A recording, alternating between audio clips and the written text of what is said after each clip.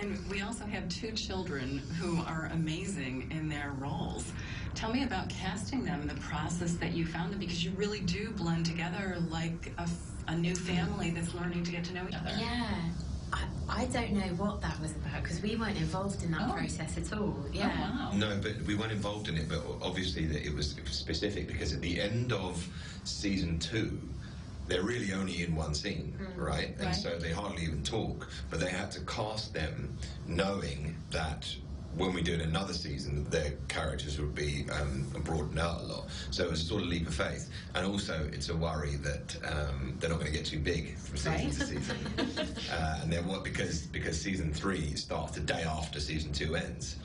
And so they grown a foot maybe, but you don't notice that.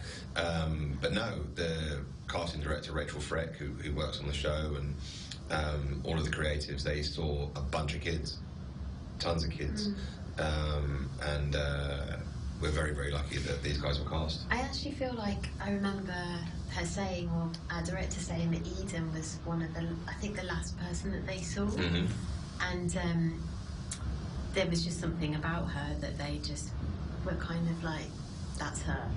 And obviously they were going to audition them they didn't have any dialogue in the second season, so Andy had like written things for potential series 3 that hadn't even been commissioned yet for them to read in their audition. So it was a leap of faith, which has paid off. Absolutely has. Relationships and connections, and we had previously talked about that. Tell me about your relationship with Karen. I think that's a really unique situation, and without getting any spoilers away, that hasn't been aired yet. Yeah, of course, which is really hard. I know.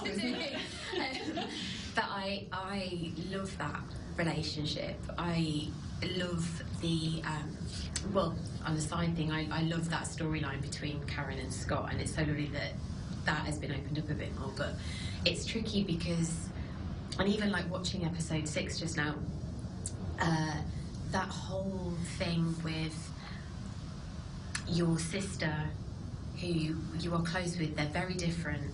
I enjoy the differences between them, but the whole idea that she didn't want a child, she didn't want a kid, and now she's pregnant, that for Nikki to kind of try and navigate gracefully, and because I think there is still pain there inevitably, but there's also like a lot of love for like your sister that is pregnant, and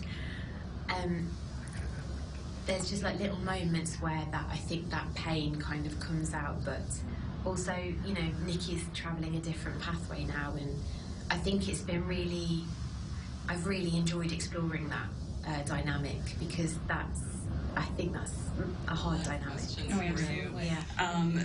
We talk about these difficult times that we've been through and the need for positive shows like this. Can you talk about this show and its positivity and the message that it brings? Yeah, I think it kind of in a weird way came out at the perfect time, because there's so much hope and optimism in the show.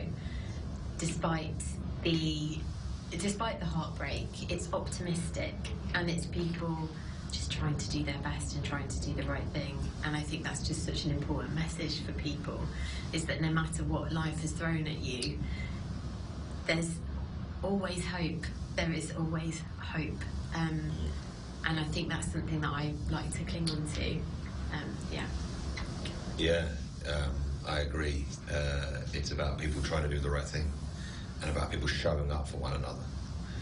Even if their love language isn't necessarily articulate, they're there. Their families are there for them. They show up at the right times. These guys are there for each other. They're there for the kids.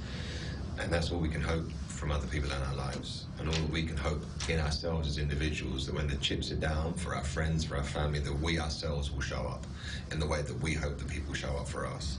And that's a central tenet of the human experience. It's what makes being human such a wonderful experience, is that we have each other.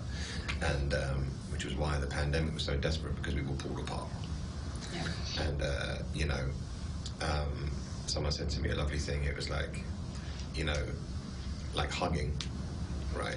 It's like you can live without hugging, but your experience of life is diminished, right? Absolutely. And only after we were able to like hug each other again and stuff, you were like, oh boy, I never want that to happen again.